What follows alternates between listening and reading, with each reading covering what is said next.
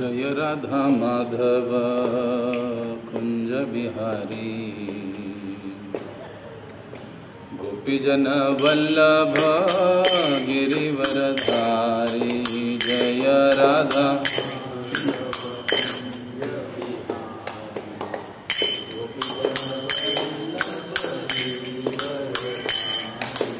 जय राधा माधव कुंज बिहारी गोपीजन वल्लभ गिरिवरधारी जय राधा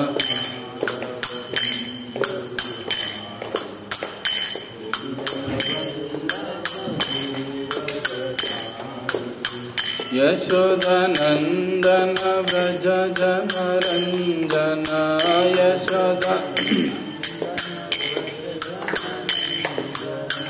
यशोदानंदन व्रज जन रंजन यशोदा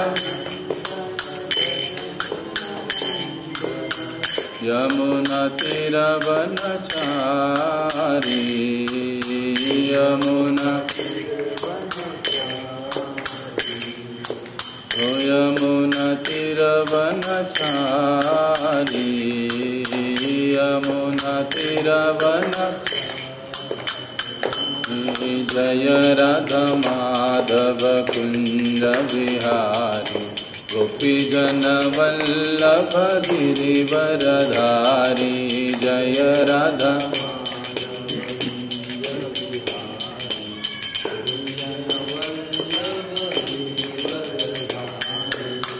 यशोदानंदन व्रज जन रंजन यशोदानंदन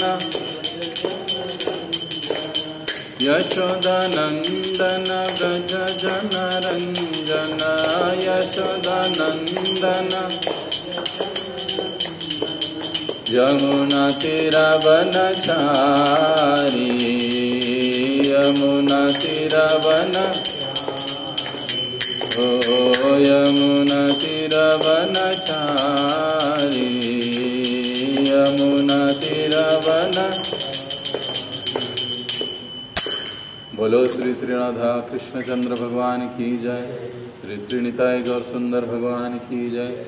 श्री श्री सीताराम लक्ष्मण भक्त हनुमान की जय। जगद्गुरु श्रील प्रभुपाद की जय।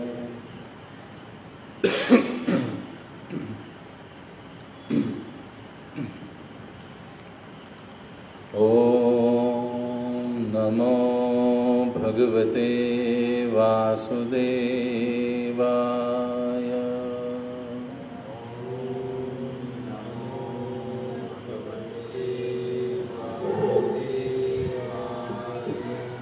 ओम नमो भगवते वासुदेवाय।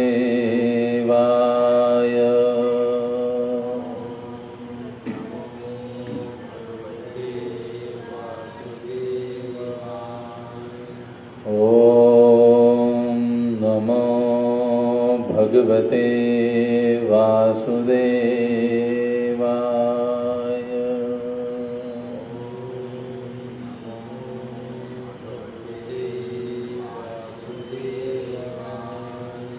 नारायणं नमस्कृत्यं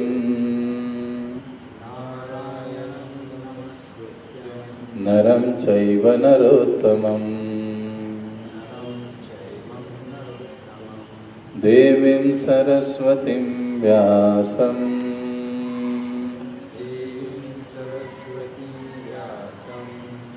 ततो जयमुदीरये।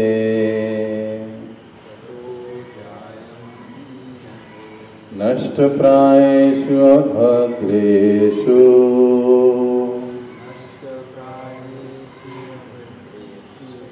नित्यं भागवत सेवया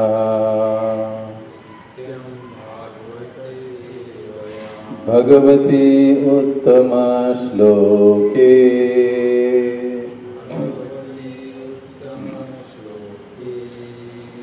भक्तिर्भवति नैष्ठिकी।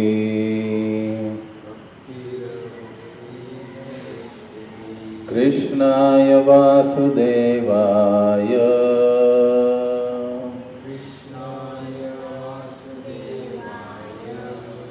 देवकी नंदनाय च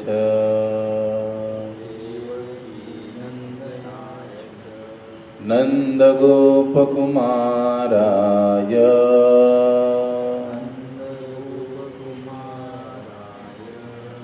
गोविन्दाय नमो नमः।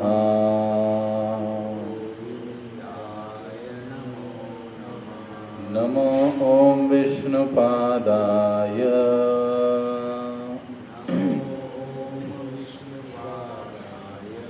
कृष्णपृष्ठाय भूतले श्रीमते भक्तिवेदान्त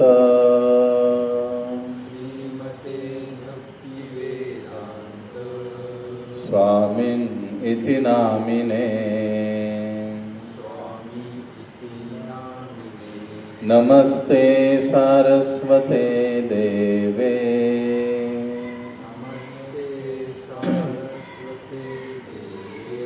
गौरवाणी प्रचारिणे निर्विशेष शून्यवादी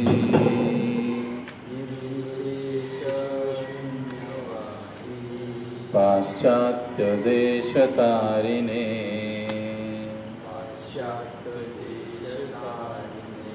जय श्री कृष्ण चैतन्य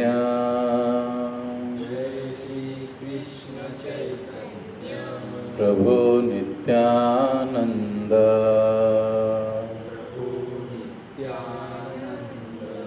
श्री अद्वैत गदाधर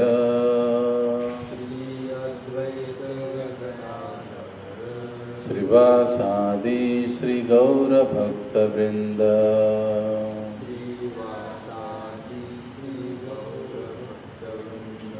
हरे कृष्णा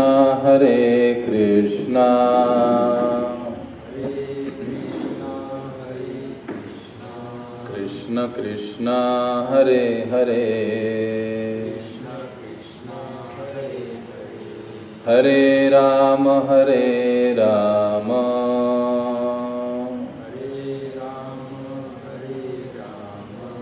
राम राम हरे हरे।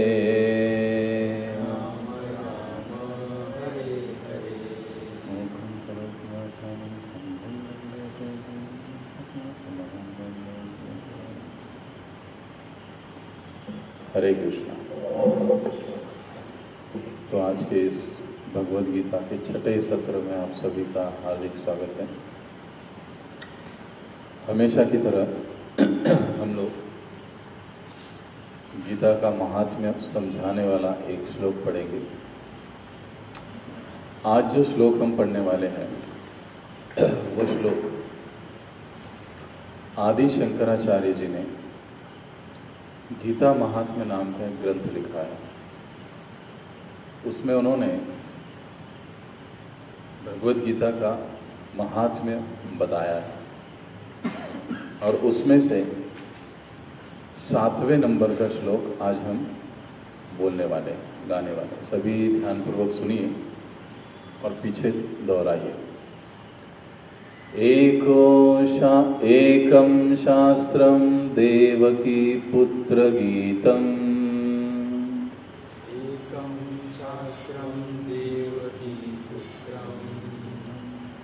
एकं शास्त्रं देवकी पुत्र गीतम्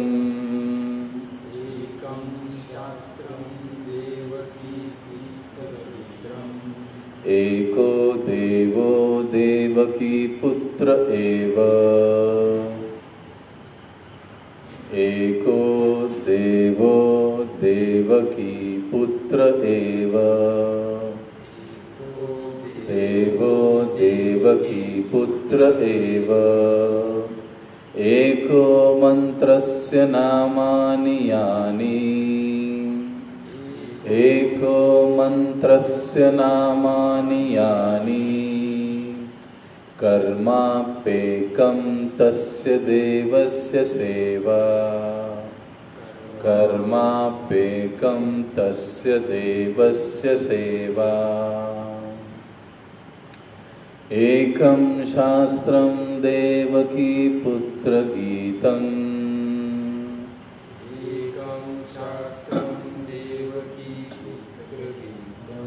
एको देवो देवकी पुत्र एव देवो देवकी पुत्र एव एको मंत्रस्य नामानि यानि एको मंत्रस्य नामानि यानि कर्माप्येकं तस्य देवस्य सेवा कर्माप्येकं तस्य देवस्य सेवा। एकम शास्त्रम देवकी पुत्र गीतम। हमारे लिए एक ही ग्रंथ एक ही शास्त्र होना चाहिए, आदि शंकराचार्य कहते हैं। वो कौन सा? देवकी पुत्र गीतम। देवकी के पुत्र कौन है? कृष्ण। उन्होंने जो गीता बताई वही एक शास्त्र हम सब के लिए, अखिल मानव समाज के लिए एक ही एकम शास्त्रम देवकी पुत्र गीतम। संपूर्ण मानव समाज के लिए केवल एक ही शास्त्र होना चाहिए और वो देवकी का पुत्र जो है कृष्ण, उसने बताई हुई गीतम। एको देवो देवस्य एको देवो देवकी पुत्र एव। एक ही भगवान, एक ही देव सबका होना चाहिए। वो कौन? देवकी पुत्र एव। जो देवकी का पुत्र है वही एकमात्र भगवान सबके होने चाहिए। एको देवो देवकी पुत्र एव। एको मंत्रस्य नामानि यानि। और जब मंत्र की बात आए तो मंत्र भी केवल एक ही होना चाहिए, नामानि यानी उनके नाम की। किनके नाम के? जो देवकी के पुत्र है कृष्ण, उनके नाम का ही एक मंत्र होना चाहिए। चौथी बात क्या बताते? कर्मापेक्कम तस्य देवस्य सेवा। और हमारा जो कार्य है वो हमारा कार्य भी या हमारी सेवा भी केवल एक ही के प्रति होनी चाहिए। वो किसके प्रति? तस्य यानी वे, देवस्य सेवा, उन भगवान की सेवा के लिए हमारे कर्म या हमारे कार्य होने चाहिए। वर्तमान समय में सनातन धर्म में एकता क्यों नहीं है? क्योंकि हम शंकराचार्य जी की इस बात को नहीं मानते। एक बाइबल कोई प्रॉब्लम नहीं, एक कुरान कोई प्रॉब्लम नहीं, वो एक आजान में सब लोग आ जाते हैं। देखो, लेकिन हमको बहुविध देव पद्धति है और वो सही भी है, लेकिन उसमें से भी हमको ये समझना जरूरी है कि ये बहुविध देव पद्धति होने के बाद भी इन सब के एक भगवान है। यदि हमारी पहचान डायरेक्टली पंत प्रधान या राष्ट्रपति से होगी तो बीच बीच को पूछने की कोई जरूरत नहीं है। ये सिंपल बात।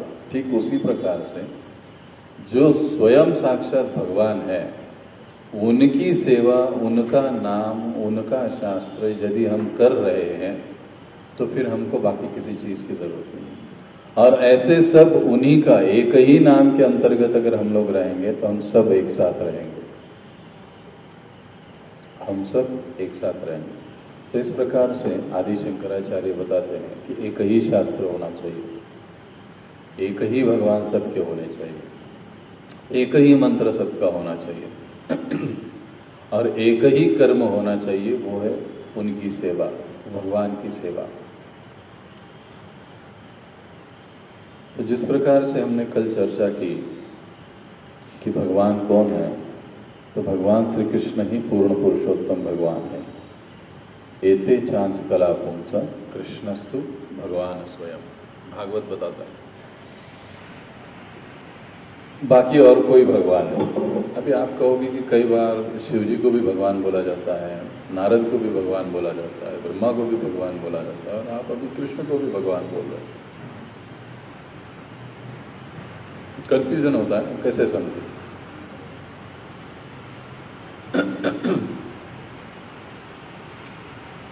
शास्त्रों में कई बार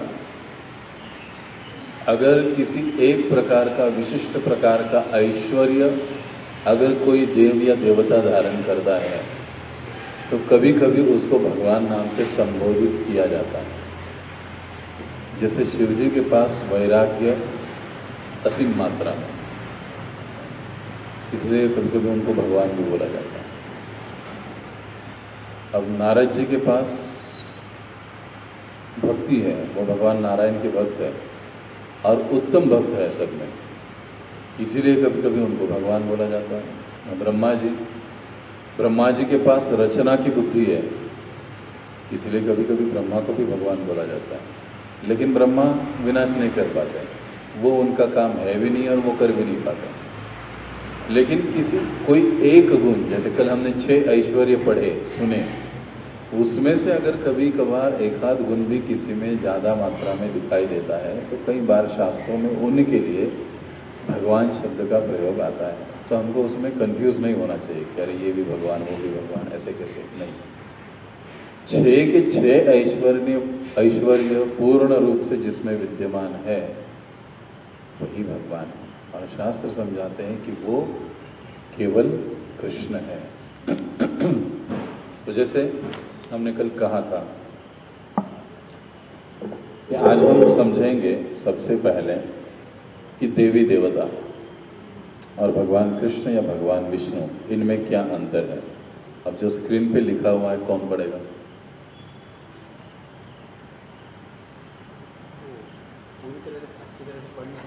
नीचे का पढ़िए, अनुवाद पढ़िए। ज्याप्रमाणे वृक्षाच्या मुळाशी पाणी घातले असता वृक्षाचे खोड, शाखा, उपशाखा आणि पाने इत्यादी सर्व शक्ती मिळते व उदरास अन्नपुरवठा केल्यास सर्व इंद्रियांना शक्ती प्राप्त होते, त्याचप्रमाणे भक्तिमय सेवेद्वारे केवळ भगवंतांची आराधना केल्याने सर्व देवी देवता आपोआप तृप्त होतात, कारण ते सर्व भगवंतांचे अंश आहेत। हा भागवतातला श्लोक आहे 4थ्या स्कंदातला, कि ज्याच्यामध्ये सांगितलेला आहे या जिसमें बताया गया है कि जब हम जड़ को पानी देते हैं तो पूरे पेड़ का पोषण अपने आप होता है। जब हम भोजन पेट में देते हैं तो शरीर के सारे अवयव अपने आप ही तुष्ट होते हैं, अलग से हमको हाथ को पैर को खिलाने की जरूरत नहीं है। ठीक उसी प्रकार से जैसे गीता में भगवान बताते हैं कि समस्त देवी देवताओं का उद्गम भी मैं ही हूं। जैसे पंत प्रधान होते हैं और उनका मंत्रिमंडल होता है,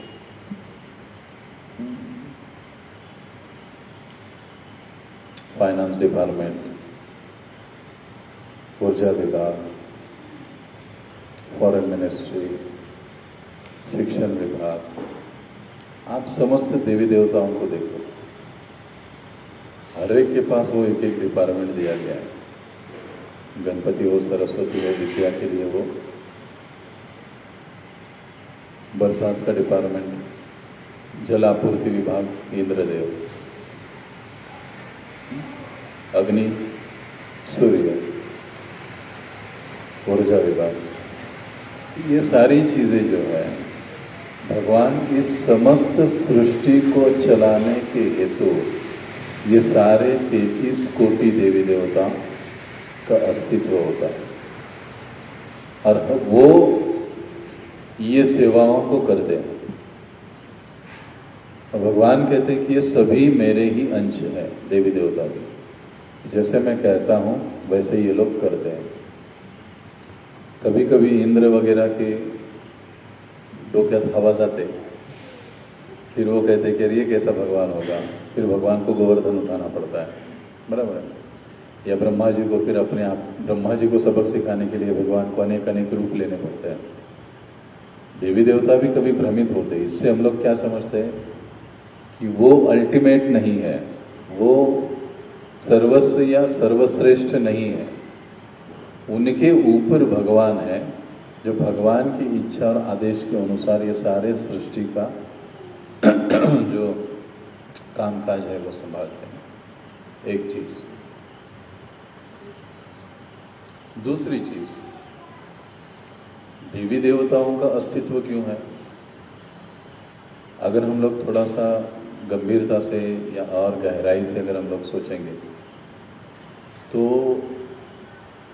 सभी लोग तो विष्णु कृष्ण के भक्त नहीं बनेंगे ना, ऐसे तो हो ही नहीं सकता।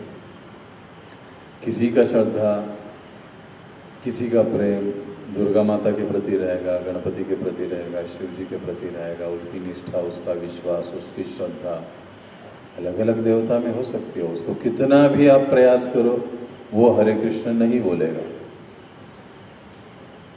वो कृष्ण का नाम नहीं लेगा, वो कृष्ण की भक्ति नहीं कर पाएगा। बात सही है, क्योंकि उसका जो श्रद्धा है वो एक स्थान पर, एक देवता में, एक देवी में लग चुका है। इसलिए 18वें अध्याय में भगवान कहते हैं कि हर व्यक्ति या हर जीव अपनी श्रद्धा के अनुसार देवी देवताओं का पूजन करता है और देवी देवता फिर उसको उस हिसाब से फल देते हैं। जैसी उसकी श्रद्धा होगी, जैसा उसका सेवा होगा उनके प्रति, उस हिसाब से देवी देवता उसको फल देते हैं। वो भी उसके आत्मिक उन्नति का एक रास्ता होता है।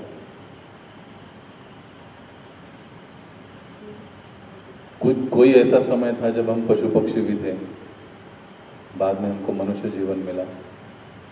मनुष्य जीवन मिलने के बाद कभी अभी जब जो ये ऐसे भागवत में बताया गया है कि जो व्यक्ति भगवान नारायण या भगवान श्री कृष्ण की सेवा में जुड़ जाता है, इसका मतलब है कि उसने 33 कोटि देवताओं का पूजन सेवा पहले ही कर दिया।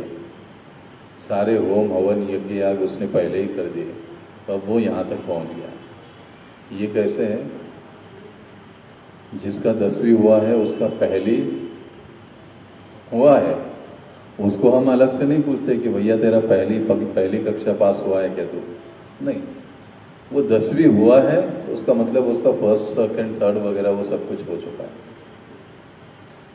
ठीक उसी प्रकार से जब कोई जीव, जब कोई व्यक्ति भगवान विष्णु कृष्ण की सेवा में या शरण में आ जाता है, तो इसका मतलब है कि उसने वो सारे चीज़ कार्य पहले कर चुका है। अब उसको पुनः वो सारी चीज़ें करने की ज़रूरत नहीं है। तो हर जीव के श्रद्धा के अनुसार उसके आत्मिक उन्नति के लिए ये अलग अलग प्रकार के देवी देवताओं का अस्तित्व भी होता है। कोई गणपति भक्त होते, कोई दुर्गा के भक्त होते, कोई शिव जी के भक्त होते, कोई काली के भक्त होते, कोई और किसके भक्त होते, कोई मसोबा वाले होते, कोई खंडोबा वाले होते, हर प्रकार के लोग होते हैं। उनकी वो श्रद्धा है, उनका वो आत्मिक उन्नति का स्तर है। सबसे ऊंचा स्तर क्या है? कृष्ण भावना या विष्णु भावना। बाकी सब इसके नीचे। ऐसे क्यों है? तो आप ऑब्जर्व कीजिए। अब सारी चीजें बुकिश बताने में मजा नहीं आता है, आप ऑब्जर्व कीजिए। एक विष्णु का या कृष्ण का भक्त और एक अन्य देवी देवताओं का भक्त, तो उसका आचरण, उसका रहन सहन, उसका जीवन और इसका जीवन, तो आपको पता चलेगा कि स्टैंडर्ड किसका हाई है, कॉन्शियसनेस चेतना किसकी हाई, किसकी ऊंची है। आपको अपने आप पता चलेगा, किसी के बताने की भी जरूरत नहीं पड़ेगी। इसलिए कृष्ण भावना, कृष्ण भक्ति को सर्वोच्च कहा गया। तो देवी देवताओं का अस्तित्व भी ये दो मुख्य कारण। वैसे देवी देवताओं को प्रकट कराने के भगवान भागवत में लगभग 6 कारण गिनाए गए हैं, उसमें से 2 ही हम लोग ये समझ रहे हैं महत्वपूर्ण। सबसे पहला, इस सृष्टि को चलायमान रखने के लिए भगवान देवी देवताओं को सेवा में नियुक्त करते हैं, देवी देवताओं का अस्तित्व है।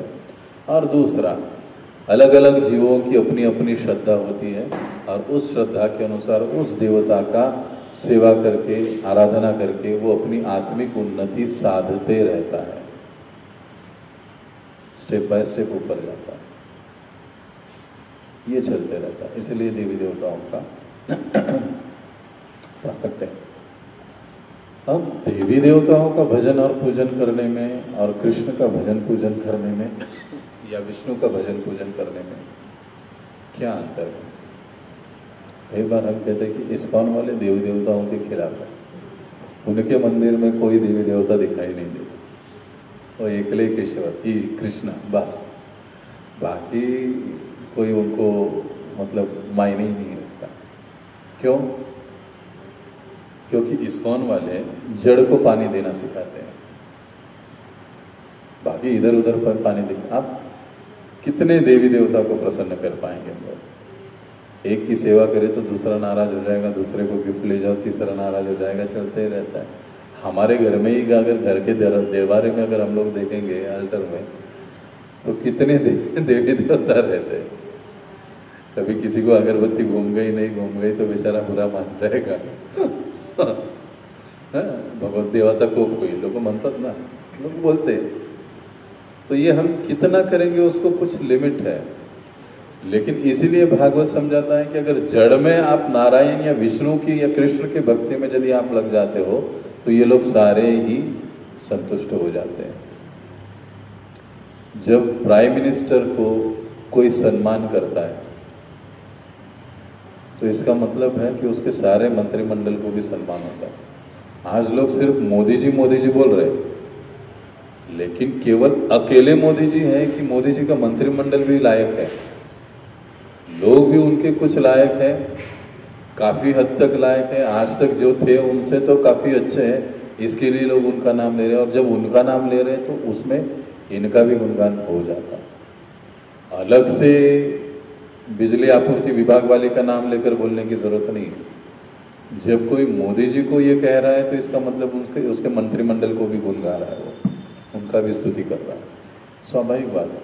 वैसे ही भागवत समझाता है कि जब हम नारायण विष्णु कृष्ण के हम गुण गाते हैं, उनकी सेवा करते हैं, उनका नाम जप करते हैं, उनकी भक्ति करते हैं, तो इसका मतलब है सभी देवी देवताओं को हम संतुष्ट करते हैं। लेकिन देवी देवताओं की भक्ति करना है, इसका मतलब क्या कृष्ण की भक्ति करना है? महाराष्ट्रात एक खूप जोरदार फिलॉसॉफी प्रचलित आहे, ज्याप्रमाणे सगळ्या नद्यांचं पाणी अंततोगत्वा समुद्रालाच मिळतं, त्याप्रमाणे कोणत्याही देवाला नमस्कार केलेला शेवटी माधवाला जाऊन मिळतो। बरोबर आहे की नाही? हे ऐकलंय आपण सगळ्यांनी? काय वाटतं आपल्याला? तुम्हाला हाय म्हटलं याचा अर्थ यांना हाय म्हटलं का? लॉजिक वापरतो आपण इथं, फिलॉसॉफी नाही वापरतो आपण इथं, लॉजिक वापरतो। तसं का म्हटलं मग? हा पण प्रश्न आहे। कारण एके ठिकाणी भगवंत सांगतायत की जे लोक देवी देवतांची पूजा करतायत तेही एक प्रकारे माझीच पूजा करतायत, पण ते अविधीपूर्वकम असा शब्द वापरतात, किती योग्य विधी नाही। देवी देवतांचं पूजन करतायत म्हणजे एखाद्या मंत्र्याचा सन्मान केलं, परराष्ट्र मंत्री समजा आपल्या दुसऱ्या देशात गेले, त्यांचा सन्मान केला तर इनडायरेक्टली तो मोदींचा सन्मान केल्याप्रमाणे, त्याचा अपमान केला तर तो मोदींचा अपमान केल्याप्रमाणे। सेम बघा, एक साध्या उदाहरणाने आपण समजतोय। अगदी त्याचप्रमाणे देवी देवतांचं पूजन जरी आपण करतोय तर इनडायरेक्टली अविधी पद्धतीने कृष्णाचं पूजन केल्याप्रमाणे। परंतु जर सरळ रस्ता उपलब्ध आहे मोदींकडे जाण्याचा, तर मग कशाला मंत्रिमंडळाच्या मागे लागायचं? कृष्ण भक्ती किंवा विष्णू भक्तीचा सरळ मार्ग उपलब्ध असताना एवढे 33 लोकांकडे गेल्यानंतर मग कृष्णाकडे जाण्यात काय पॉइंट है? प्रभुपाद म्हणायचे की एक जगह आपको लिफ्ट उपलब्ध है, दूसरा तो सीढ़ी का ऑप्शन है ही है, लेकिन अगर लिफ्ट चालू है तो बुद्धिमान आदमी लिफ्ट से जाएगा नहीं कि सीढ़ी से जाएगा। तो सीढ़ी का मतलब क्या है? सारे देवी देवों का आराधना उपासना करने के बाद अंतिमतः हमें कृष्ण के पास या विष्णु के पास ही आना है। इसको गीता में भगवान बताएं, बहुनाम जन्मनाम अंते ज्ञानवान माम प्रपद्यते। अनेक अनेक जन्मों में घूमने के बाद इसकी भक्ति उसकी उपासना उसकी आराधना करने के बाद ज्ञानवान माम, उसे ज्ञान की प्राप्ति होती है और फिर माम प्रपद्यते, वो मेरी शरण में आता है। इतनी लाते खाकर जाने की क्या जरूरत है? प्रभुपाद कहते हैं अगर आपको गीता पढ़ के पता चल रहा है कि भैया कृष्ण या विष्णु ही श्रेष्ठ है, उनकी भक्ति करने से हम बचे रहेंगे, तो सीधे यहाँ पर लिफ्ट में छलांग लगाओ, सबसे बेस्ट है। ये एक देवी देवता और कृष्ण या विष्णु के सेवा में या भक्ति में अंतर। दूसरी चीज, देवी देवताओं का जो भी हम सेवा भक्ति करते हैं, उनके द्वारा हमको जो कुछ भी प्राप्त होता है वो टेम्पररी होता है, कुछ समय के लिए। मृत्यु के समय वो हर लिया जाता है। लेकिन जो चीज नारायण देते हैं या कृष्ण देते हैं वो शाश्वत रहती है। सुदामा को याद कीजिए, ऐसे भागवत में कई सारे उदाहरण हैं। जब भगवान देते हैं, वो फल वाली का एक उदाहरण आता है भागवत में। फल वाली को भगवान ने एक टोकरी भर के गहने दे दिए, मतलब गहने तो नहीं दिए थे, उन्होंने एक मुट्ठी चावल दिया था, क्योंकि उसने भगवान को फल दिए थे। भगवान को कुछ देने से भगवान रिटर्न देते हैं, वो रखते नहीं है किसी की चीज, लेकिन वो रिटर्न देते हैं। फिर देना क्यों है? अगर रिटर्न ही देना है उनको तो फिर देना क्यों है? देते समय जो हमारा भाव है, जो हमारा प्रेम है, उसको वो देखते हैं। एक्चुअली भगवान भूखे हैं, इसके लिए हम उनको भोग नहीं लगाते। अगर ब्रह्म संहिता हम पढ़े तो ब्रह्म संहिता में ब्रह्मा जी कहते हैं लक्ष्मी सहस्त्र शत संभ्रम सेव्य, सहस्त्र सहस्त्र लक्ष्मियां भगवान के धाम में उनकी सेवा करती है, झाड़ू लगाती है। उनको कुछ किसी चीज की कमी नहीं है, लेकिन जो कुछ भी हम उनको देने की कोशिश करते हैं, उसके माध्यम से हम उनके प्रति अपने प्रेम को बढ़ा रहे हैं, अपने भाव को बढ़ा रहे हैं, जिसके कारण हम अंतिमतः मृत्यु के बाद उनके धाम वैकुंठ या भगवत धाम पहुंच पाएंगे। ये महत्वपूर्ण बात। इसलिए भगवान का एक नाम है भावग्राही जनार्दन। वो क्या देखते हैं कि किस भाव से दिया है। देखो दुर्योधन विदुर 56 भोग नहीं दिए, लेकिन वहां पे जाके केले के छिलके खा लिए। तो भगवान उन चीजों के भूखे नहीं है, आपका जो प्रेम है उसको देख रहे हैं, और वो प्रेम बढ़ने से ही हमको भगवान की प्राप्ति होती है। और जब वो प्रेम बढ़ता है और जब भगवान से हमको मिलता है, वो शाश्वत रहता है, वो कभी नष्ट नहीं होता है। तीसरी चीज, देवी देवताओं की भक्ति करने से हमको मुक्ति नहीं मिलती है। जन्म मृत्यु के चक्र से जो छूटने की बात होती है हमेशा के लिए, वो देवी देवताओं की भक्ति करने से नहीं है। क्योंकि देवी देवताओं का भी जन्म होता है, उनका भी मृत्यु होता है। गीता में अगर भागवत में आप पढ़ोगे तो हर एक की अपनी आयु मर्यादा है। ब्रह्मा जी की भी आयु मर्यादा है, इंद्र की भी आयु मर्यादा है। वो उनका भी जन्म होता है, उसके बाद उन कोई दूसरा आ जाता है, ये चलते रहता है। लेकिन क्योंकि देवी देवता ही शाश्वत नहीं है, तो वो किसी को मुक्त नहीं करवा सकते, वो भी बंधे हुए।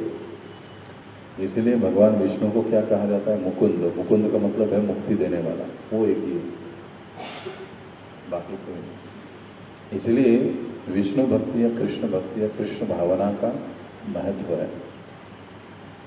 देवी देवता और भगवान विष्णु या कृष्ण का अंतर। कोई प्रश्न है इसमें? बहुत ही सीधे शब्दों में हम लोग समझे।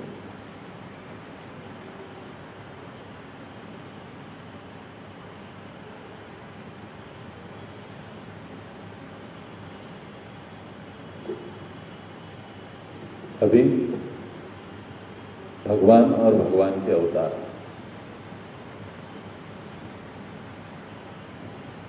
नरसिंह, वामन, वराह, भगवान के अवतार। अब जब अवतार की बात आती है तो हमारे यहाँ पर बहुत गड़बड़ होती है। कोई भी कहता है कि मैं भगवान का अवतार हूँ, तो हमको किसको मानना चाहिए भगवान का अवतार? शास्त्र या भागवत या भगवद गीता हमको क्या बताते हैं कि हम लोग अवतार किसको मान सकते हैं, किसको हम लोग अवतार कह सकते हैं? तो शास्त्र बताते हैं सबसे पहली बात, जिसका वर्णन शास्त्रों में हुआ है उनको हम अवतार मान सकते हैं। भगवान के जितने भी अवतार होने वाले हैं उसका वर्णन भविष्य पुराण, भागवत आदि में हो चुका है।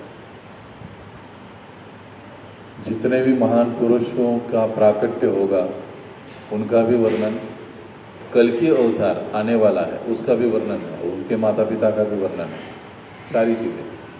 अगर कोई कहता है कि मैं अवतार हूँ भगवान का, तो फिर ये देखना पड़ेगा कि शास्त्र में उसका जिक्र कहाँ है। समझ रहे हैं? हम किसी को भी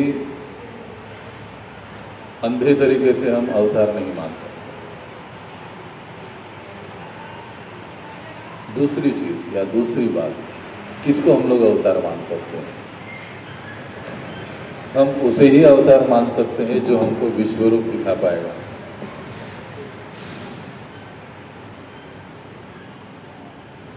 गीता में हम लोग देखते हैं, गीता बताते हुए कृष्ण ने अर्जुन को अपना विश्वरूप दिखाया। क्यों दिखाया होगा? कृष्ण अर्जुन को तो पता था कि ये तो साक्षात नारायण है, साक्षात भगवान है, वो समझ चुका था, लेकिन फिर भी उनको वो विश्वरूप दिखाया गया, क्योंकि इन फ्यूचर अगर कोई ये बोले आगे चलकर कि मैं भी कृष्ण का अवतार हूं, तो अगर तुम भगवान हो तो अपना विश्वरूप दिखाओ।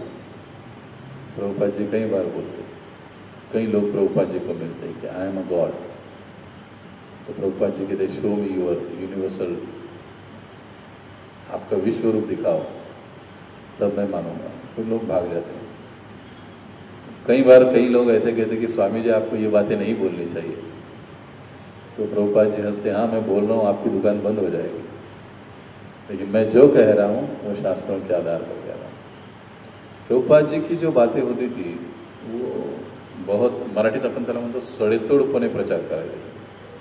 जो शास्त्र में बोला है वही मैं बोल रहा हूँ।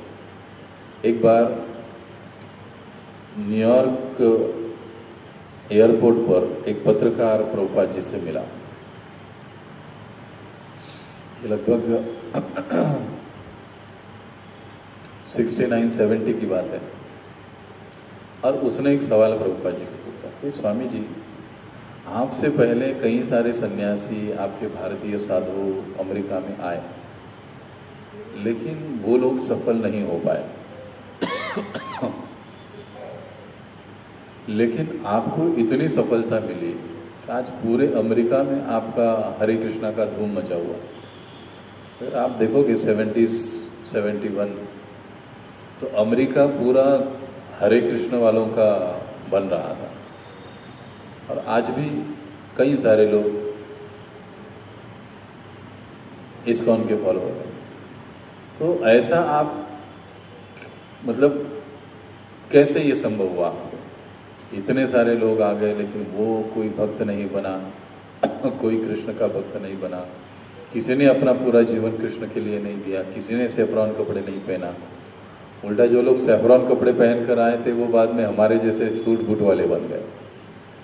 लेकिन आपने यहाँ पर आकर हम लोगों का सूट बूट निकलवा दिया, ये कैसे? तो प्रभुपाद जी बहुत सरल जवाब देते हैं, कहे कि इसका कारण एक ही है, क्योंकि मैं वही बता रहा हूँ जो मेरे गुरु ने मुझे बताया और जो शास्त्रों में, मैं अपने मन की कोई बात इसमें मिलावट नहीं कर रहा हूँ, इसीलिए ये सक्सेस है। अगर आगे चल के भी किसी को सक्सेस होना है तो उसके लिए भी यही रास्ता है, क्योंकि शक्ति हम में नहीं है, भगवान के शब्दों में, भगवान के आदेशों में है। आप उसको सिर्फ दोहराओ। अगर भगवान कहते हैं कि हम अंश हैं तो आप यही कहो हम अंश हैं।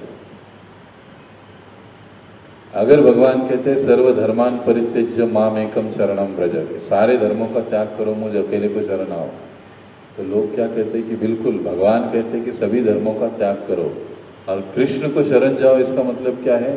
कृष्ण के अंदर जो अजन्मा और निराकार तत्व है उसको शरण जाओ।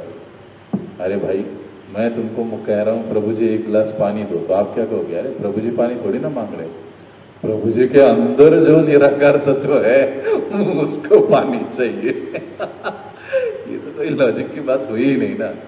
जब कृष्ण स्वयं कहते हैं कि माम एकम शरणम व्रजम, मुझे शरण में आ जाओ, इसका मतलब ये कि जो द्विभुजधारी भगवान कृष्ण दिख रहे हैं उनको शरण में जाना है, न कि उनके अंदर की बात। अगर अंदर शरण जाना होता तो भगवान कहते ना मेरे अंदर जो भी अजन्मा तत्व है अर्जुन उसको तुम समझो, उसको शरण में जाओ।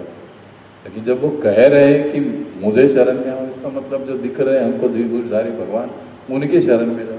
अगर मैं पानी मांग रहा हूं तो आप मुझे पानी ला कर दोगे, न कि मेरे अंदर जो तत्व है उसको पानी देने का कोशिश करोगे।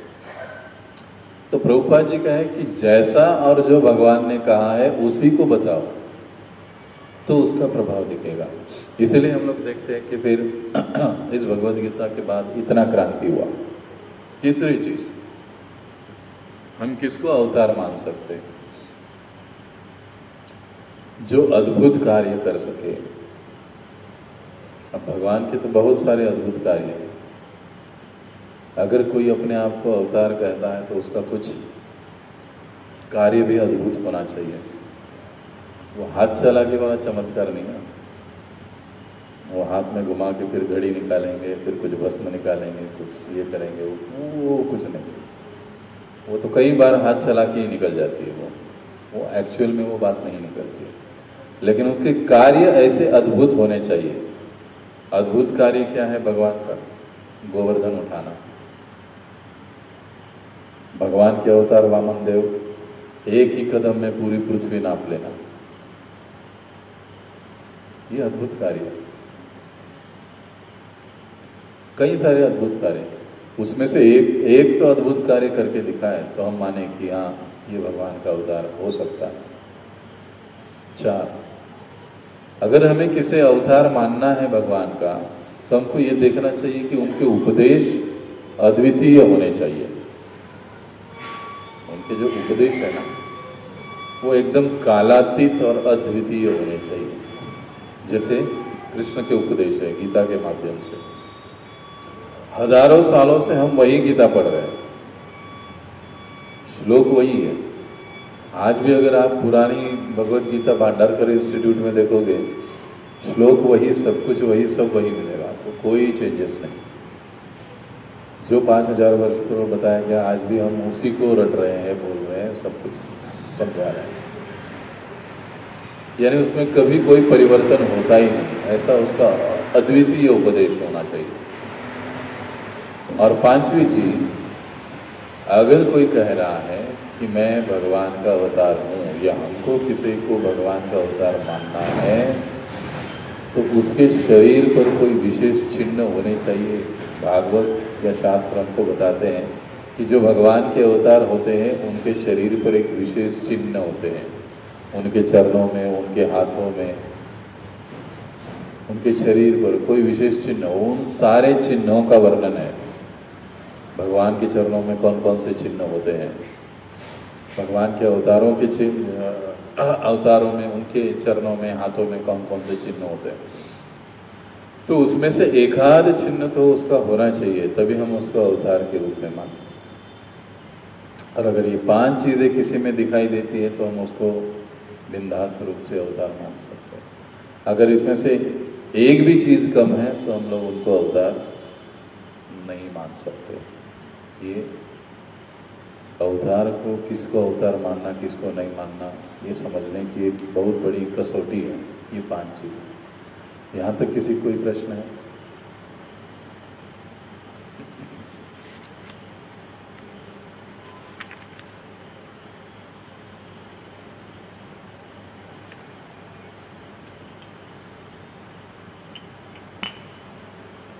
दुनिया में हम लोग कितने अवतार देखते हैं?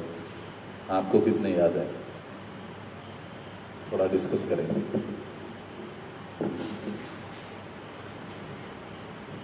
दुनिया में, भारत में, महाराष्ट्र में कितने अवतार हम लोग देखते हैं? हाँ, बहुत। उनमें से कोई एक आध दो गिनाई। हमको किसी पर टीका नहीं करना, लेकिन हमको चीज़ों को सही रूप से और प्रामाणिक रूप से शास्त्रों के आधार पर समझना, ये हमारा उद्देश्य है। कोई गलत है, कोई झूठा है, ये कहना हमारा मकसद नहीं है। हमारा मकसद क्या है कि हम चीज़ों को सही सही पहचान पाएँ। भले ही आप यहाँ से इस कोर्स के बाद 7वें दिन के बाद आप मंदिर न आओ, आप बाहर चले जाएंगे, आप मंदिर में नहीं आएंगे, हो सकता है आप हरे कृष्णा मंत्र का जप भी नहीं करेंगे, हो सकता है, लेकिन आप कहीं पर फंसेंगे नहीं, क्योंकि ये नॉलेज आपको मिला है। वो अपना काम करते रहेगा। ये सब किसके लिए है? हाँ, लोगों को कृष्ण भक्ति में जोड़ना ये कोर्स का उद्देश्य है ही, लेकिन उससे भी जरूरी है कि उनको जागृत करना, आध्यात्मिक जीवन के बारे में एक समझदार बनाना, ये इसका उद्देश्य है। न कि किसी के ऊपर टीका करना, किसी को कम दिखाना, नीचा दिखाना, ये उसका उद्देश्य नहीं है। लेकिन जब हम ये सारी बातें करते हैं तो फिर हमको समझ में आता है कि भाई दुनिया में क्या चल रहा है, हम अपनी श्रद्धा, अपनी निष्ठा कहाँ पर लगाए, ये समझने में हमको मदद मिलेगी। इसके लिए हम लोग डिस्कस कर रहे हैं, इसके लिए हम लोग ये चीज़ समझ रहे हैं। तो यहाँ तक किसी कोई प्रश्न नहीं इसमें?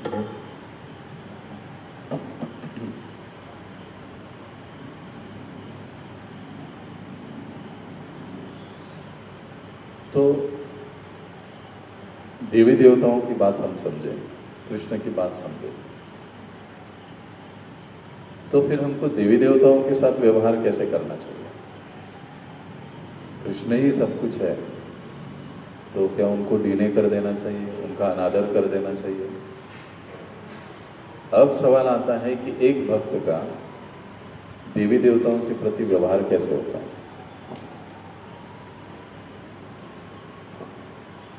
मान लो रास्ते से गुजर रहे शिव जी का मंदिर आ गया सामने, मैं कृष्ण भक्त हूं, शिव जी को क्यों नमस्कार करना है? ये कर्मठता हुई, कट्टरता हुई। नमस्कार कर सकते हैं, वांछा कल्पतरुभ्यश्च प्रणाम मंत्र बोलकर उनको नमस्कार कर सकते हैं, लेकिन उनकी सेवा, उनकी आराधना करने की जरूरत नहीं। वो किसकी? कृष्ण की। उनको नमस्कार कर सकते हैं, उनको आदर देना, उनको सम्मान करना, ये जरूरी है। लेकिन जब मंत्र की बात आती है, सेवा की बात आती है, शास्त्र की बात आती है, तो फिर वो किसका होना चाहिए? देवकी पुत्र एव। सभी के प्रति हमारा प्रेम होना चाहिए। देखो, हमारे चाचा चाची, मामा मामी, काका काकी, सभी के प्रति प्रेम होता है, लेकिन जो हमारे माँ बाप होते हैं उनके प्रति प्रेम एक अलग ही होता है, एक विशेष होता है। हम लोग ऐसे कहेंगे कि नहीं नहीं, जैसा मेरा चाचा के प्रति प्रेम है वैसा ही मेरे पिता के प्रति, ऐसे होता है? कुछ न कुछ तो एक विशेष चीज, बात, सॉफ्ट कॉर्नर अपने माता पिता के लिए रहता ही है। अब भगवान, जैसे हम लोग कल देख रहे थे, भगवान कहते हैं कि ममई वांशो जीवलोके जीव भूत सनातनः, हे अर्जुन, इस जगत में जितने सारे जीव हैं वो मेरे अंश है। आगे फिर कहते हैं कि अहम बीज प्रदक पिता, सभी को बीज प्रदान करने वाला पिता मैं हूं सबका। अब ये स्वयं भगवान क्या है, यानी हम किन की संतान है? भगवान की संतान है, भगवान नारायण की, भगवान कृष्ण की। शिव महापुराण में शिव जी कहीं पर ऐसे कहे, मुझे आप दिखाइए कि प्रभु जी, शिव महापुराण मैंने पढ़ा है और शिव जी यहाँ पर कहते हैं कि जितने भी जीव हैं वो मेरे अंश है। ये एकमात्र डेयरिंग फुल सेंटेंस कृष्ण का ही है गीता में, क्योंकि वो है। एक बाप भी कह सकता है कि तू मेरा बेटा है, और वो भी सीना ठोक के कहेगा। माँ बाप ही कहेंगे ना, और दूसरा कोई कि तू हमारा बेटा है। यही बात है, मतलब ये एकदम जनरल लैंग्वेज में हम लोग समझ रहे हैं इस चीज को। वैसा ये है, स्पिरिचुअली आध्यात्मिक लैंग्वेज नहीं है, लेकिन फिर भी हम अपने को समझने के लिए हम इस लैंग्वेज में इसको समझने की कोशिश कर रहे हैं। तो भगवान जब गीता में कहे कि सभी मेरे अंश हैं, वो हमारे माता पिता हुए, शाश्वत माता पिता। तो उनके प्रति हमारा व्यवहार, हमारा लगाव अलग ही होगा। लेकिन इसका मतलब ये नहीं कि माता पिता के प्रति विशेष प्रेम है तो चाचा काका काकी मामा मामी इनके प्रति हमको प्रेम नहीं रखना चाहिए। नहीं, उनका भी आदर है, उनका भी सम्मान है, उनको भी प्रेम है। लेकिन सबसे स्पेशल कौन है? माँ बाप। समस्त देवी देवताओं को आदर है, प्रेम है, सम्मान है, सब कुछ है, लेकिन स्पेशल सेवा करने की बात आती है तो विष्णु या कृष्ण। मंत्र जपने की बात आती है विष्णु या कृष्ण का। शास्त्र पढ़ने की बात आती है तो उनका जो गीता है वो पढ़ना चाहिए। ये शंकराचार्य ने इसलिए बताया। तो ये सारा जो हमारा चर्चा हुआ देवी देवता, भगवान श्री कृष्ण या नारायण के बारे में, इसमें किसी को कोई प्रश्न है? अब हम एक विषय पर आएंगे, विष्णु और कृष्ण में क्या अंतर है। सोचा कभी? मोटा मोटी देखने में क्या अंतर है?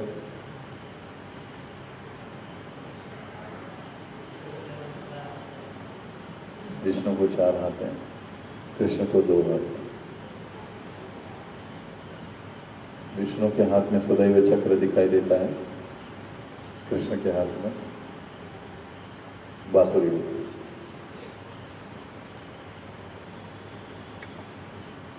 अब विष्णु और कृष्ण का अंतर समझना है तो कैसे समझेंगे?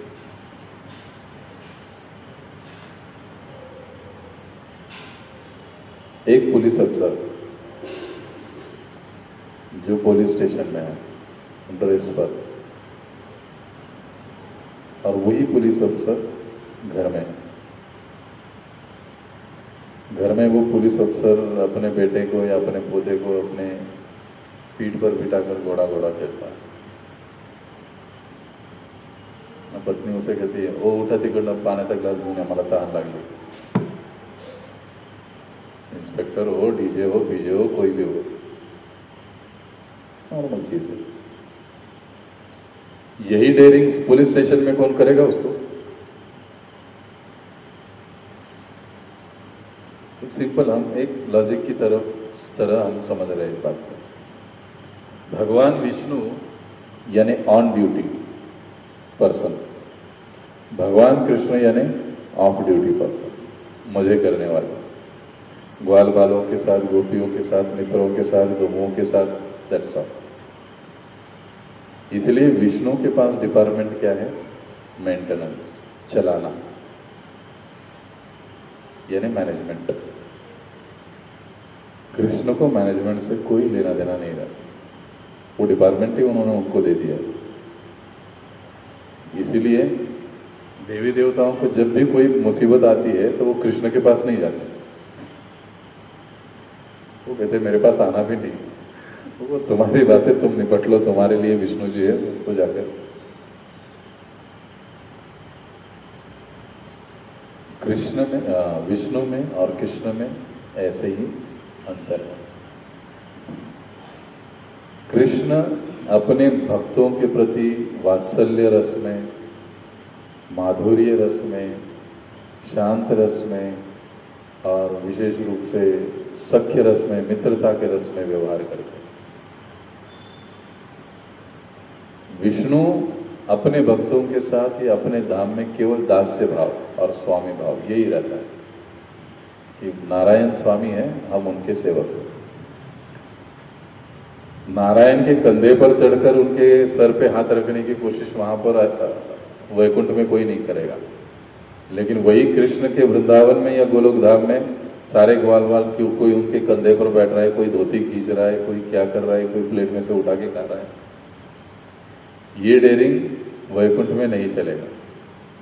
वैकुंठ का एकदम अलग ही है, एक स्वामी और बाकी सब सेवक, उसी हिसाब से काम चलेगा। वहां पर मित्रत्व का भाव नहीं, माधुर्य का भाव नहीं, बाकी कोई नहीं, केवल दास्य भाव। नारायण स्वामी हम सेवक, विष्णु स्वामी हैं हम उनके सेवक हैं, उसी हिसाब से काम चलेगा। लेकिन भगवान के गोलोक धाम में रिमोट तिथे आहे,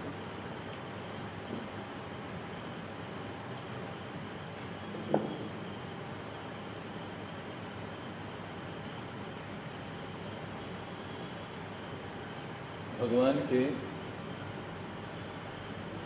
गोलोक धाम में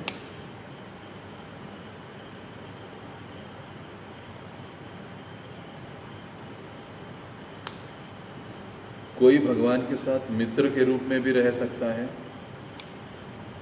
कोई भगवान के साथ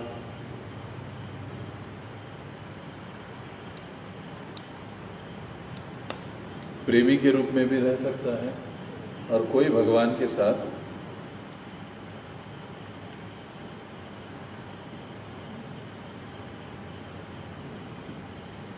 शांत रूप में भी भगवान के साथ रह सकता है,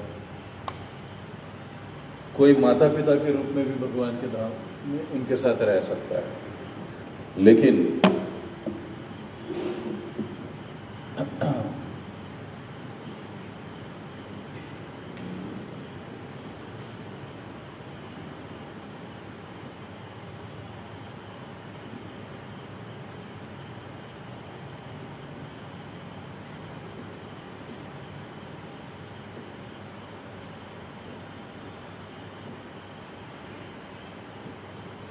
लेकिन वैकुंठ धाम में ऐसे नहीं होगा।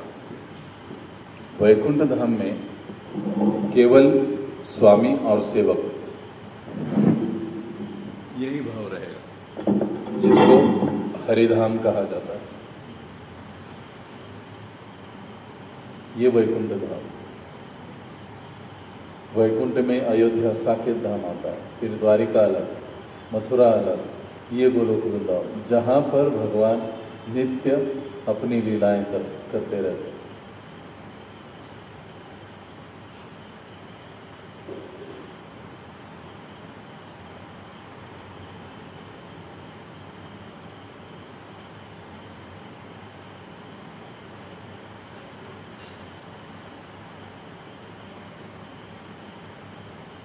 कि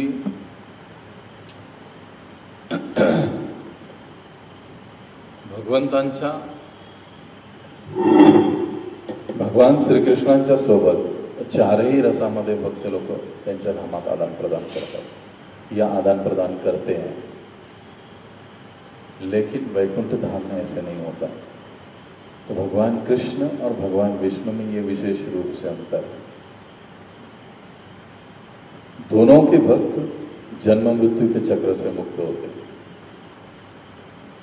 ऐसे कोई अंतर नहीं। नारायण या विष्णु का भक्ति करने वाला वैकुंठ धाम में जाएगा, कृष्ण की भक्ति करने वाला वैकुंठ से भी परे गोलोक धाम में चला जाएगा, जो हमने देखा इससे पहले।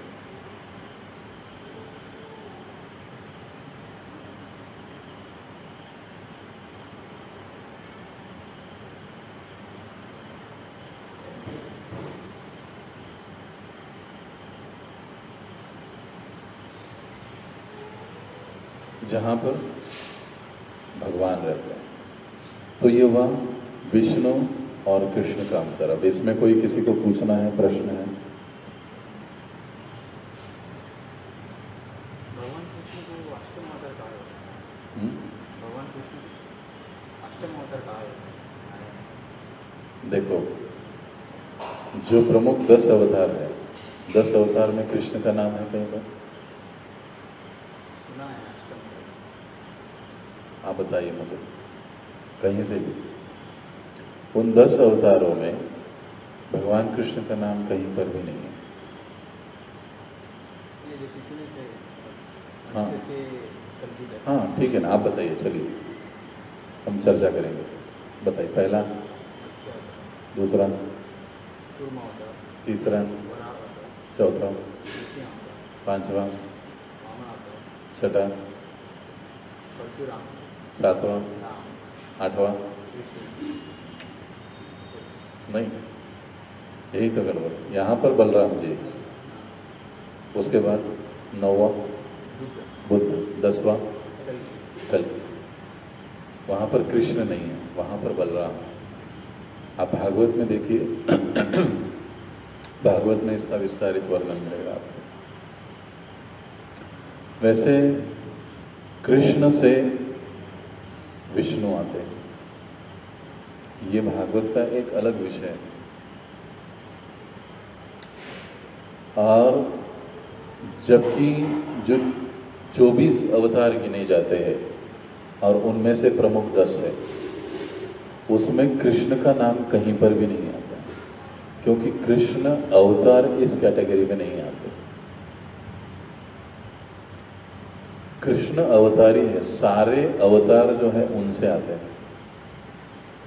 अब ये कैसे होता है, संक्षेप में अगर हमको इसे समझना है तो कृष्ण सबसे पहले अपना विस्तार करते हैं बलराम के रूप में। बलराम जी से संकर्षण आते हैं, संकर्षण से वासुदेव आते हैं, और वासुदेव से अनिरुद्ध आते हैं, अनिरुद्ध से प्रद्युम्न आते हैं। बलदेव, संकर्षण, अनिरुद्ध, प्रद्युम्न, ये जो 4 भगवान के स्वांश है, ऐसे जब 3 बार होता है तो फिर महाविष्णु आते हैं। और विष्णु में भी 3 प्रकार है, गर्भोदक्षाई विष्णु, शिरोदक्षाई विष्णु, महाविष्णु। आपने देखा होगा, कोई समुद्र में सोए हुए विष्णु है, कोई ऐसे पानी का बुलबुला दिखाई देता है, उसमें कृष्ण है, और कोई शंख चक्र गदा पद्मा लेकर एकदम खड़े हुए विष्णु। विष्णु के भी 3 ये प्रकार है। ये बहुत अलग भागवत का और गहन विषय है। तो फिर इन विष्णुओं के माध्यम से जब भी भगवान को, कृष्ण को इस धरातल पर आना होता है, अवतरित होना होता है, तो फिर वो विष्णु के माध्यम से आते हैं। क्योंकि वे आते क्यों हैं? द्वापर युग में सारे असुरों को मारने के लिए, धर्म की स्थापना करने के लिए, ये मैनेजमेंट का काम है। वो डायरेक्टली अगर अपने घर में से निकल के सिविल में ही यहाँ पर आएंगे तो गड़बड़ हो जाएगी। इसलिए पुलिस ऑफिसर जब घर में होता है तो सिविल ड्रेस में होता है, वो सिविल ड्रेस में ही बाहर निकलता है तो वो सिविल के जैसे ही रहता है। लेकिन जब वो अपना यूनिफॉर्म पहन लेता है तब उसका भाव बदल जाता है। यूनिफॉर्म में कोई उसके शरीर के ऊपर नहीं चढ़ेगा, उसका व्यवहार भी बदल जाता है। ठीक वैसे ही कि जब भगवान कृष्ण को धरातल पर आना होता है तो वो विष्णु जी के माध्यम से आता है, क्योंकि मैनेजमेंट करना, ठीक ठाक करना, ये विष्णु जी का काम है। तो अपना वो यूनिफॉर्म पहन के आते हैं। इसलिए जब हम लोग देखते हैं भागवत में भी, जब भगवान कृष्ण का जन्म हुआ, वैसे तो जन्म होता नहीं है, लेकिन देवकी के गर्भ से जब वो प्रकट हुए तब सबसे पहले किस रूप में प्रकट हुए? वो चतुर्भुज रूप में, और बाद में उन्होंने कृष्ण का रूप लिया।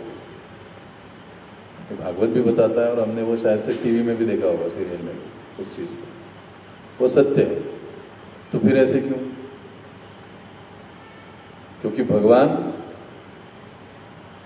इस धरातल पर आते हुए विष्णु के माध्यम से आते हैं, और इसीलिए हमको लगता है कि विष्णु बड़े कृष्ण छोटे, या कृष्ण विष्णु के अवतार है, ऐसे कई बार हमको धारणा होती है, लेकिन एक्चुअल में ऐसा नहीं है। तो यहाँ तक किसी को कोई प्रश्न है?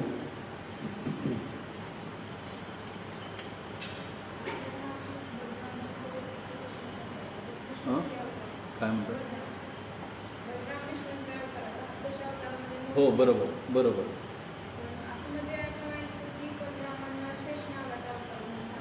हो हो, जे जो बलराम जी है, बलराम जी ये कृष्ण के ही स्वांश अवतार है। जब वो इस धरातल पर प्रकट होते हैं तो भगवान की सेवा हेतु वो भी मनुष्य रूप में प्रकट हो जाते हैं। राम के साथ लक्ष्मण आते हैं, कृष्ण के साथ बलराम आते हैं। लेकिन जब वो पुनः लौटकर अपने धाम में जाते हैं तो कृष्ण के साथ वहाँ पर बलराम जी भी होते हैं, और यहाँ पर अयोध्या में या वैकुंठ में विष्णु जी के साथ यानी नारायण के साथ ये शेष शैया पर जो सोए रहते हैं ना, ये शेष जी है, वे यानी बलराम जी, वो उस रूप में उनकी सेवा वहाँ पर करते हैं। तो अब अगला जो टॉपिक है, हम लोग प्रकृति के ऊपर चर्चा करेंगे कि अभी तक हमने आत्मा, परमात्मा और अब हम प्रकृति की चर्चा कर रहे हैं। अब आत्मा शाश्वत है कि अशाश्वत है? शाश्वत, उसका कभी नाश नहीं है। परमात्मा यानी भगवान तत्व शाश्वत है कि अशाश्वत है? शाश्वत, उनका कभी नाश नहीं। अब प्रकृति शाश्वत है कि अशाश्वत है?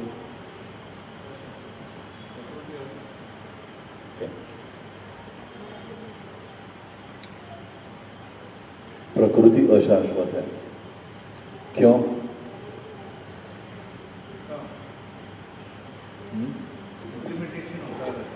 इम्प्लीमेंटेशन होता रहता है, परिवर्तन होता रहता है।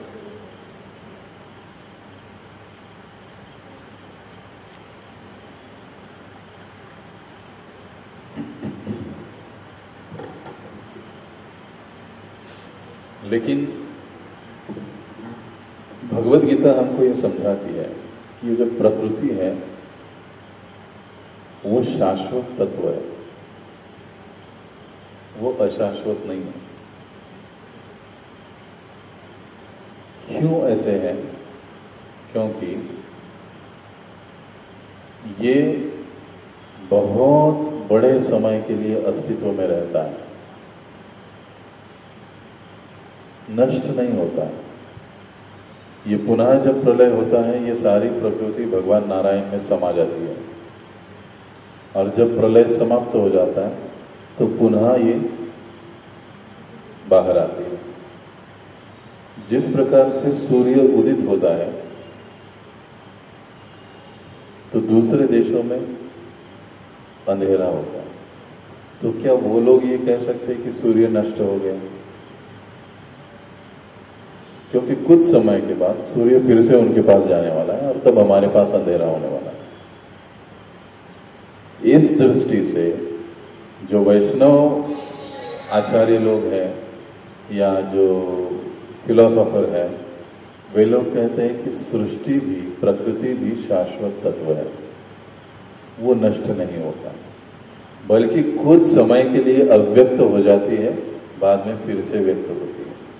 90वें अध्याय में इसीलिए भगवान कृष्ण भगवत गीता में कहते हैं अव्यक्ता नाम, कि प्रलय के समय वो अव्यक्त हो जाती है यानी मुझ में समा जाती है, और जब प्रलय समाप्ति होती है, पुनः सृजन का समय आता है, तो पुनः वो प्रकट हो जाती है।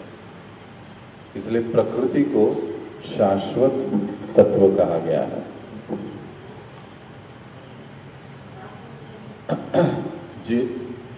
जितने सारे ब्रह्मांड है, अनंत ब्रह्मांड मिलकर ये प्रकृति उसे कहा जाता है। जब हम प्रकृति शब्द कहते हैं तो ये शब्द कैसे है? पुल्लिंग है कि स्त्रीलिंग है? प्रकृति। अब भगवान गीता में कहते हैं मयाध्यक्षेण प्रकृति सूयते सचराचरम, ये प्रकृति मेरी अध्यक्षता में कार्य कर रही है। तो प्रकृति का कंट्रोलर कौन है? भगवान। प्रकृति यानी ये स्त्रीवाचक शब्द है और उसका स्वभाव ही होता है नियंत्रण में रहना।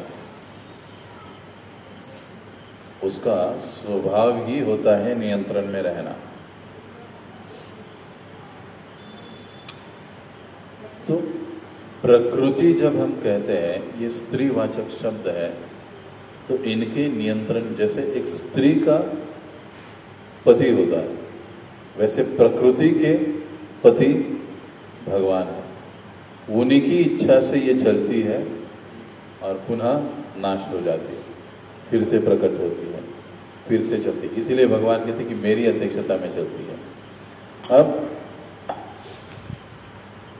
अगर हम पूरे प्रकृति को समझें, बात करें, तो प्रकृति दो प्रकार की होती है। एक होती है भौतिक प्रकृति और दूसरी होती है आध्यात्मिक प्रकृति।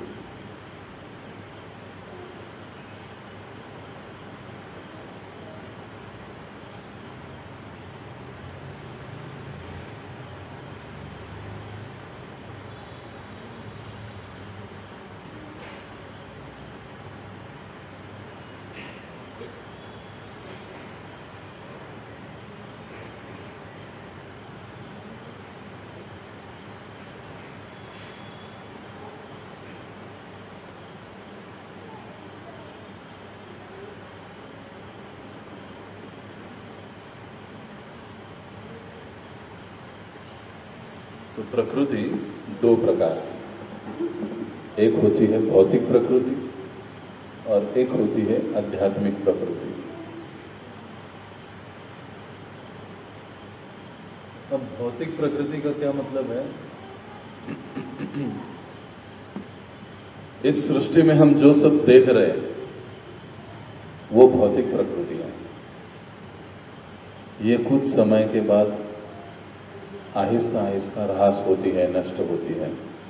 इसका अपना एक निश्चित समय है।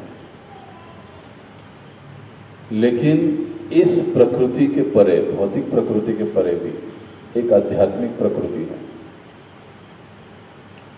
उसको भी हमें समझना पड़ेगा। अब भौतिक प्रकृति यानी ये जो सृष्टि देख रहे हैं हम लोग, ये हमेशा नियंत्रित रहती है। इसको भगवान कंट्रोल में करते रहते हैं। दूसरी चीज, ये तीन गुणों से बनती है। तीन गुण कौन से? सत्वगुण, रजोगुण और तमोगुण। प्रकृति में ये तीन गुण हमको दिखाई देते हैं, सत्व, रज और तम। अब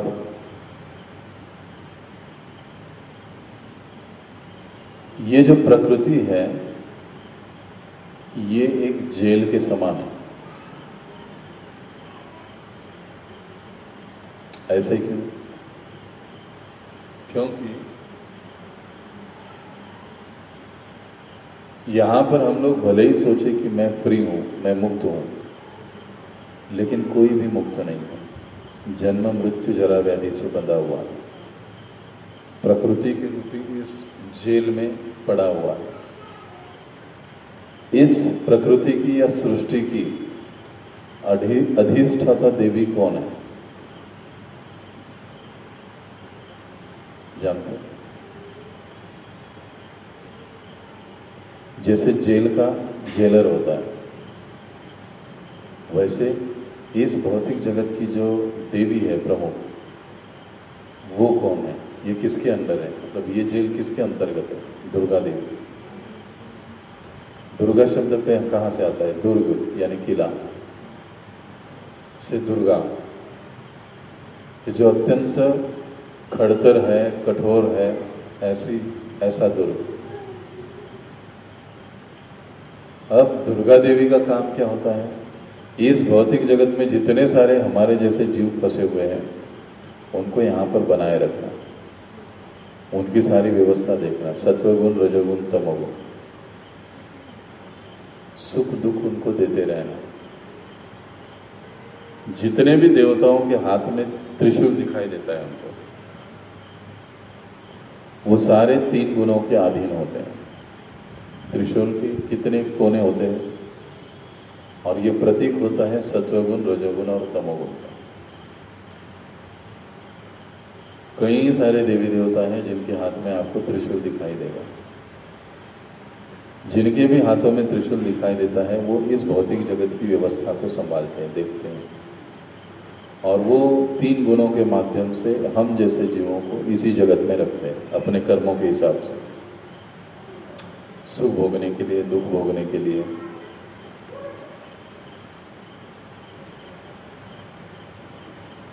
अब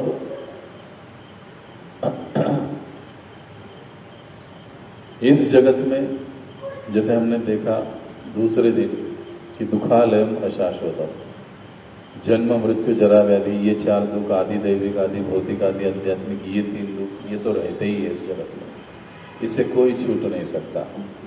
तो फिर एक जनरल सवाल हम लोग हमेशा पूछते हैं, अरे इतना तकलीफ है तो भगवान इतने कठोर कैसे, ये दुनिया बनाई क्यों? काहे को दुनिया क्यों बनाई? इतना तकलीफ देने के लिए भगवान ऐसे कैसे हो सकते हैं? इतना तकलीफ देने के लिए हमको ये दुनिया बनाई। लेकिन भगवान ने ये सृष्टि बनाई वो तकलीफ देने के लिए नहीं। देखो घर में छोटे बच्चे रहते हैं, जब माँ खाना बनाती है तो उन बच्चों को, वो बच्चे भी कहते हैं कि मैं भी खाना बनाऊंगी, मैं भी खाना बनाऊंगी।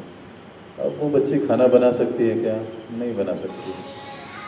माता इस बात को माँ समझती है कि ये बना नहीं पाएगी, मुश्किल होगा, लेकिन वो मानती नहीं है। इसके लिए माँ क्या करती है, झूठ मूठ का गैस सिलेंडर, 2-4 बर्तन छोटे छोटे उनको देती है, एक आटे का गोला निकाल के देती है, बैठ यहाँ पर चपाती बनाते, और वो कोने में जाकर बच्ची बैठ जाती है, मैं भी खाना बना रही, मैं भाजी बना रही, मैं ये कर रही हूँ, वो कर रही हूँ। तब तक माँ का सारा काम निपट जाता है। 1-2 घंटा बीत गया, अभी बच्चे का खाना हो गया, माँ चली गई आराम करने के लिए। अब 2 घंटे के बाद बच्ची आती है, माँ माँ मुझे भूख लगी है, बहुत ज़ोरों से भूख लगी, चलो खाना दो। तब माँ क्या कहती है, अरे बनाया ना तूने, तू तेरा खा ले। होता है ऐसे? नहीं होता है। यही रिलेशन हमारा और भगवान का है। हम में इंद्रिय भोगों की इतनी इच्छा होती है, आज भी है, कल भी थी, इसलिए हम लोग यहाँ पर हैं। क्योंकि यहाँ पर सभी लोग, हम लोग क्या बॉस बनने की कोशिश करते हैं, कंट्रोलर, स्वामी, चाहे ऑफिस हो, चाहे घर हो, फ्रेंड सर्कल हो या और कुछ हो, हर कोई सुपीरियर बनना चाहता है।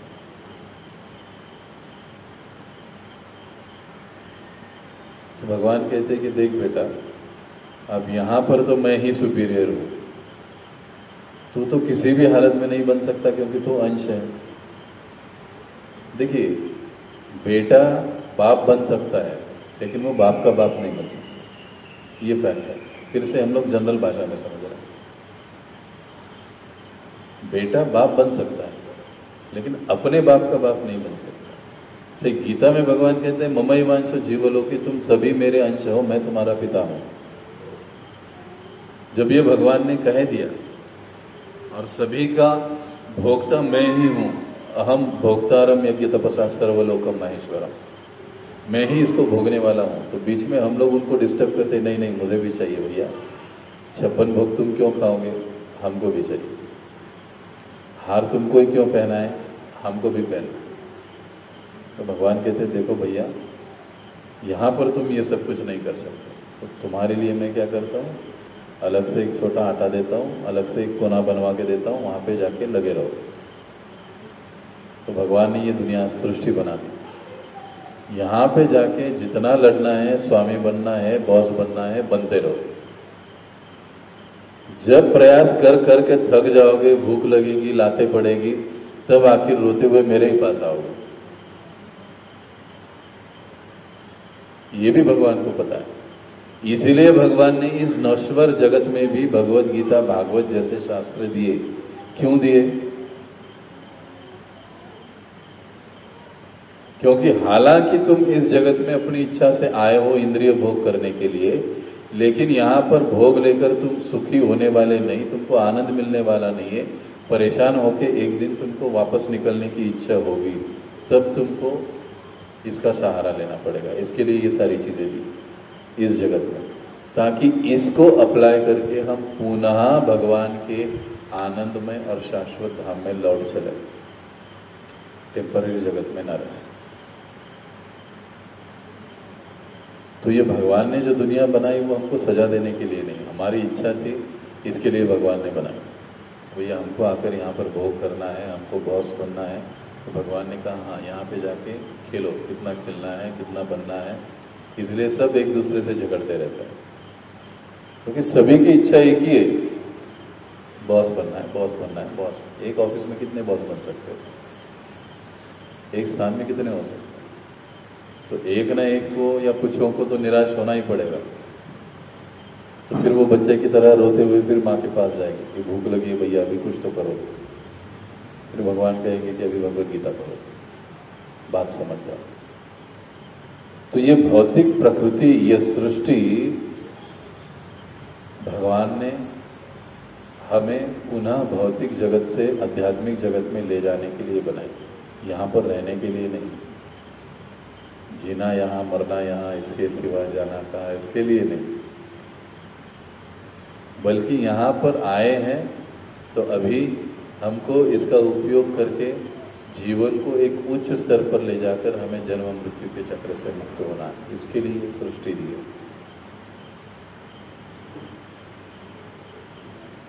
ये सृष्टि में 3 गुण काम करते हैं। सत्व गुण,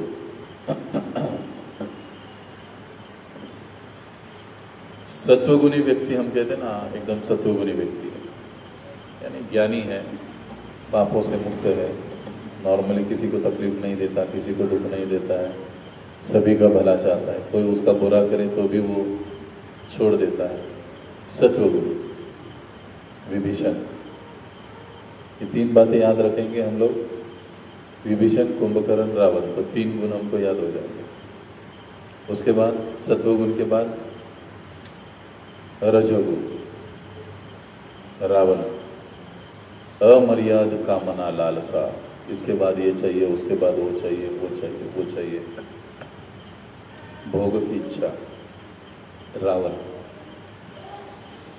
और तीसरा तमोगुण यानी कुंभकर्ण, खाओ पियो सो जाओ, खाओ पियो सो जाओ, इंद्रिय भोग करो, सो जाओ, तमोगुण।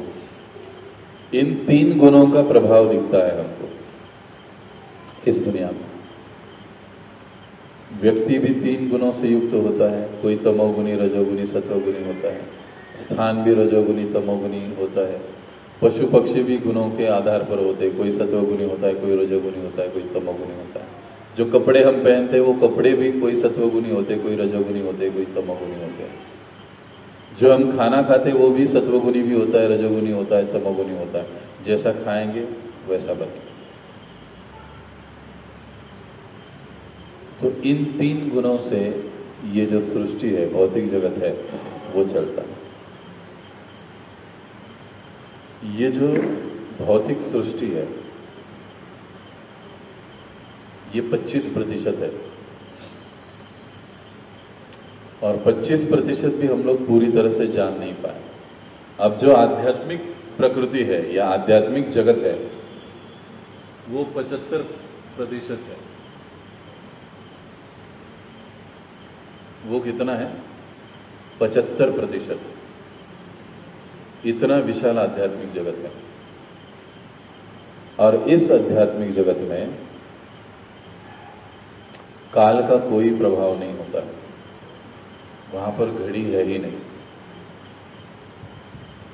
वहां पर सब लोग एक ही उम्र के रहेंगे। यहाँ पर घड़ी है, इसके लिए उम्र ढलती है। घड़ी ना होती, समय ना होता तो, और समय ही व्यक्ति, वस्तु, स्थान का ह्रास करता है। अब जब हम कल काल समझेंगे ना, तो काल में हम उसका चर्चा करेंगे। तो ये जो प्रकृति है, आध्यात्मिक प्रकृति या आध्यात्मिक जगत, यहाँ पर 3 गुणों का प्रभाव नहीं होता है। सभी लोग शुद्ध सत्वगुणी होते हैं, लड़ाई झगड़े की बात ही नहीं, काम क्रोध की बात ही नहीं, और काल का कोई प्रभाव ही नहीं, समय का झंझट ही नहीं। और ये सभी हम जीवों का वास्तविक स्थान होता है आध्यात्मिक जगत, भगवान का धाम। सुखालयम शाश्वतम। भौतिक प्रकृति कैसी है? दुखालयम, अशाश्वतम। लेकिन आध्यात्मिक जगत या आध्यात्मिक प्रकृति कैसी है? सुखालयम शाश्वतम। आध्यात्मिक जगत भौतिक जगत में अंतर क्या है? ये जो भौतिक जगत जहाँ पर हम लोग रह रहे हैं, ये दुखों का आलय है, हर चीज यहाँ पर अशाश्वत है। लेकिन जो आध्यात्मिक जगत है, उस आध्यात्मिक जगत में सब चीजें शाश्वत है और सुखालय है, उसमें दुख का नामो निशान भी नहीं है। अब आप कहोगे प्रभु जी तुम्हें जाऊन आलात का, जो हमको शास्त्र बताते हैं उस पर हमें विश्वास रखना चाहिए। अगर हम उस पर विश्वास रखेंगे तो हम लोग वो उत्तम गति को प्राप्त कर पाएंगे।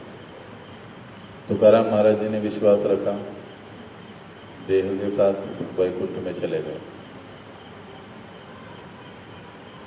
कितने सारे साधु संतों को हम देखते हैं, उनके जीवन में वो एज इट इज इन शास्त्रों को समझते हैं, मानते हैं, भगवत धाम चले गए।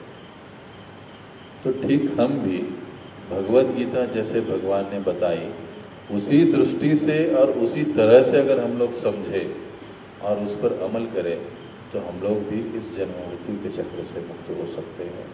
इस भौतिक जगत से हम आध्यात्मिक जगत में प्रवेश पा सकते हैं। तो यहाँ पर हम रुकेंगे, किसी को कोई प्रश्न है तो पूछ सकते हैं।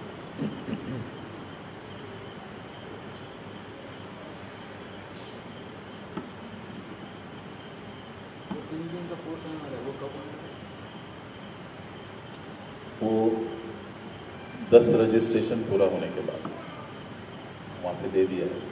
वो बैच जानबूझकर छोटा रखा है और स्पेशली एज लिमिट रखा है उसमें, वो युवकों के लिए ज़्यादातर, क्योंकि उस कोर्स को डिज़ाइन वैसे किया गया है, मतलब लड़कों युवकों के हिसाब से। क्या है 18 से 29। ओके, तो यहाँ पर हम रुकेंगे। बहुत बहुत धन्यवाद। जगत गुरु श्रील प्रभुपाद की जय, अनंत कोटि वैष्णव वृंद की जय, श्रीमद् भगवद गीता की जय। कल शाम को हमारा सत्संग कार्यक्रम रहेगा और कल जो भगवद गीता क्लास का समय रहेगा वो दोपहर 4 बजे से 5:30 बजे तक रहेगा।